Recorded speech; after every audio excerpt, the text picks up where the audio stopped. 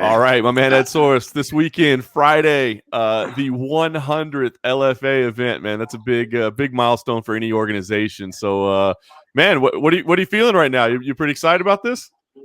Yeah, I'm super excited that it's our 100th event. I'm a little stressed out, as usual. All these, last minute things come up from people, pulling out of fights and doing that, just the normal thing. Yes, it's a 100th event, but sometimes we get super excited about that and you forget that you still got an event to put on. So yes, a lot of moving parts with the weather going on everywhere in the country. We've had to have flight changes. So, it makes sense that the 100th one always throws another curveball to us. That's the most challenging one. Well, let's talk about it. I mean, this has been a heck of a challenging year, right? I mean, for everybody across the board, but you guys kind of turned Kansas into your own little Abu Dhabi there, right? It was kind of your fight island. And what's it been like for you, doing business this year, basically?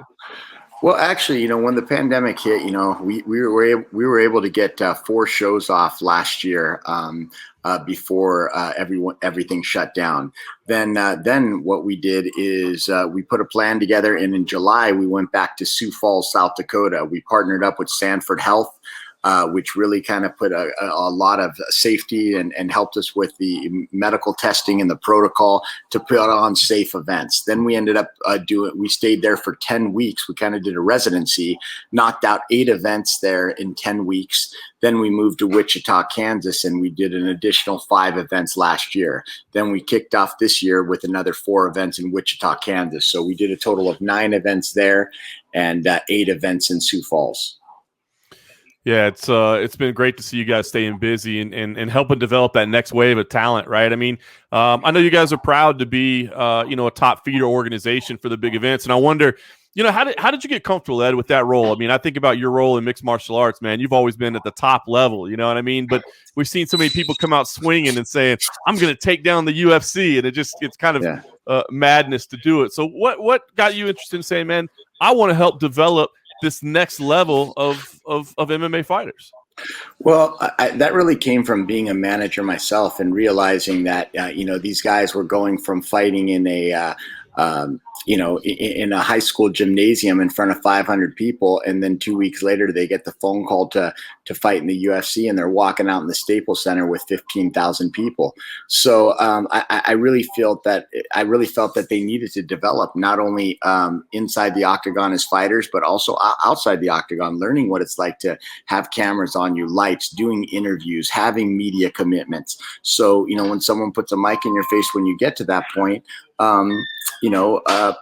you're not going to be stumped and not going to be like, and frazzled by it. So that's what we really tried to do. I felt that the sport really needed that. And that's what we wanted to be. I really like dealing with the athletes at this. And, like I said, up until that point, that was back in 2012 with the RFA, when we started the RFA.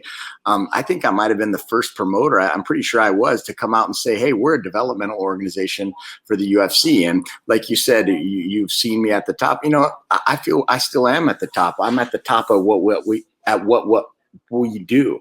I mean, we are, the #1 developmental organization on the planet. I mean, last year we sent 48 people that have fought in our organization to the UFC and 14 to Bellator. So we did, over 60 athletes in a year that, 80% of the year was a pandemic.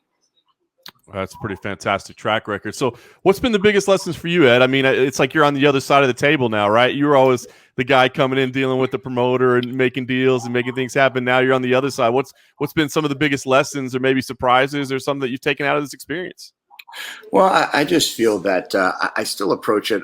Our organization is really set up. It's a very fighter-friendly organization. So the way we set it up is very much like it's not so much like I'm sitting on the other side of the table. There's not really too much negotiation that goes on as far as the fighter. I mean, it's a very easy formula and to understand. I look at these fighters almost like we're partners. You know what I'm saying? I could tell you one thing, and I'm not ashamed to say it. You know, there's one thing you won't get in the LFA, and that's paid a lot of money. You know what I mean? We just don't do that. That's not our business model, because what we do is we put into them, we give them exposure. These fighters need to understand that at this time in their career, exposure is just as valuable as pay. And you may get $500, you may get $1,000 more in another promotion, but you also have to understand that if you're a young fighter and you want to stay active and you want to get to the next level, what organization would you rather sign to than one that's doing 24 events a year?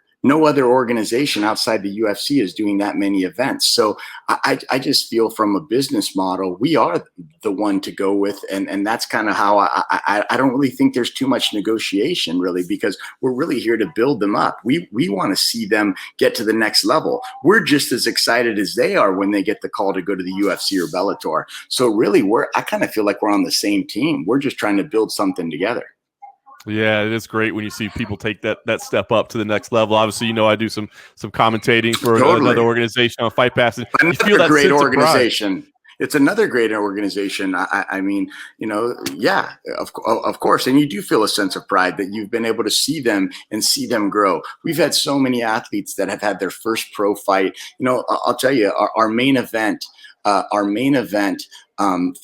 LFA 100 is an incredible story. We got Victor Altamirano, who he fought an LFA 1 as an amateur. He fought an LFA 1 as an amateur, and here he is fighting as the main event at LFA 100. And that in itself is a cool story. And to be a part of these guys' lives and help them get to the next level, honestly, man, it's so much fulfillment. It gives me so much fulfillment to see their success. And the way I look at it is, if I was to look at a fighter and they were to be a block wall, and the LFA could be a few of those blocks that help them build that wall of success, that's what we want to be. And not only are we going to be part of that wall, we're like a fraternity. You know, once you fight for us, you're with us, man. We're going to promote you and help you, and that's how we like to do it. That's an awesome way to look at it. Well, let's talk about this card. Are there any other names on there that might be big show ready, people that you look at and you say, man, they have potential, whether it be right away or maybe a little down the line? I mean, that's what we do, is we create we create a lot of prospects. Obviously, like I said, you know, there's we're working through some things right now. There might be jeopardy on our co-main event just because one of the guys may have fell out. But even beyond that, I mean, we've got, you know, quite a few undefeated fighters on the card, and just a lot of young talent being developed. So, you know, the title fight is something that I believe is going to be a great title fight. You got Victor Altamirano versus Nate Smith. I mean, these are two guys that if you've seen either one of them fight, they're very exciting. I believe Nate Smith's loss was in the Contender show, in the Contender series, if I'm not mistaken. And Victor Altamirano is a guy that's been kind of bred in the LFA organization. You know, like I said, not his first, but one of his amateurs. He fought on LFA 1 as an amateur, and here he is at LFA 1 being the headliner. That's a pretty crazy story. So, Ed, how tough is it for you? Because we know, right, you win an LFA title, that's almost as good as a UFC invite right there. I mean, if you win an LFA title, you're probably getting the call, maybe, you know, Contender series at the least.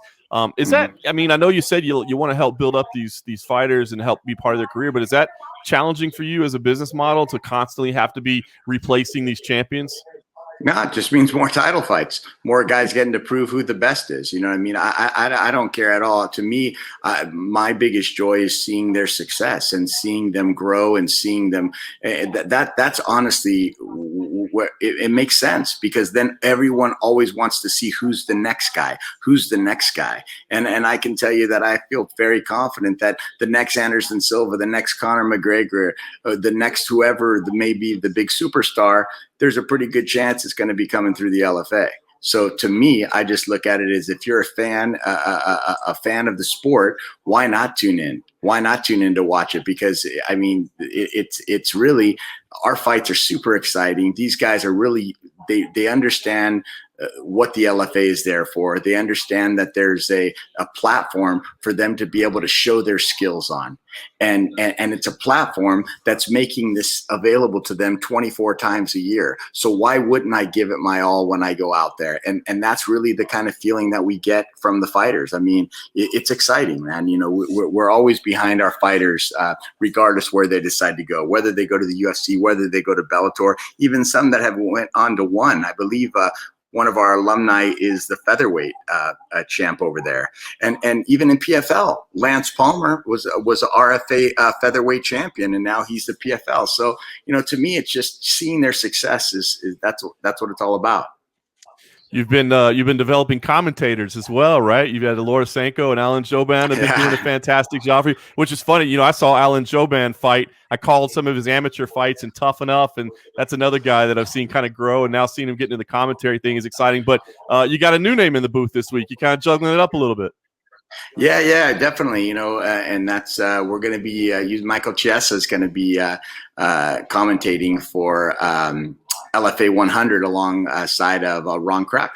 So we're excited to have him back. He commentated for us last summer for a show, and he did a great job. Super exciting, and it's just fun to get. You know, like I said, if we develop fighters, we could develop color commentators too. It's great. It's great. It's really you know, the LFA is a stepping stone for so many different people, and I enjoy being there. I really like being here to be able to give that platform for people to get better and master their craft. That's awesome. Will we see Pat Miletich back at any point? I know that there were some issues there. Do we know what the future is with him, or is that yeah? Something You know, in the past? We'll see. You know, right now, you know, we've spoken with Pat. Everything's totally cool with Pat. He, you know, and I think there's a lot of things going on in his life, and I think, you know, traveling all the time. He's been on the road for a long time. I mean, you have to understand, he was commentating with Access TV.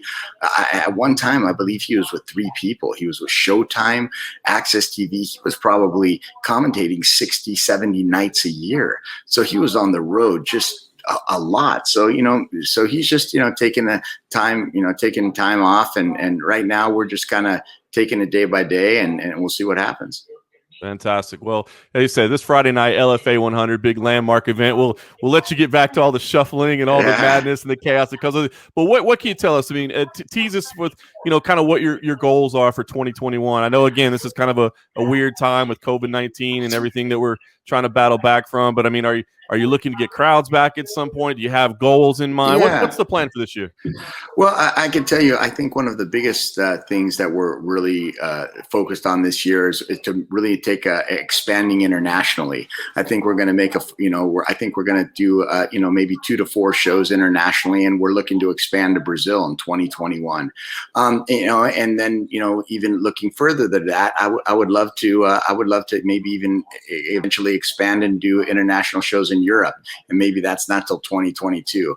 But 2021, we have plans of going, taking the LFA International to Brazil. So I'm really excited about that. And you know, so people, when I understand people at regional promotions, but I don't really look at us as a regional promotion. We're more of a national promotion now. And when we go to Brazil, I mean, we're going to be an international promotion, and that's what I'm focused on, is just keep building the LFA better and better. You know, like I said, I feel we're the #1 developmental organization in the world, doing so many shows a year, and we just want to stick to our game plan and keep building.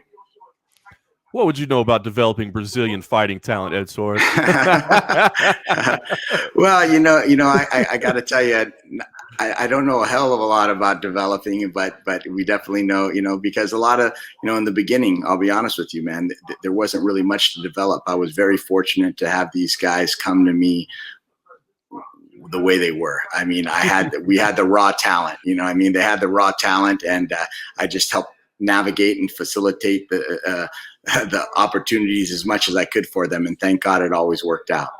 That's awesome, man. Well, this is great to see this new stage of your career, man. And congrats on the first 100, and good luck on the next 100, 200, 300. And we'll be doing it in Brazil and all over the world.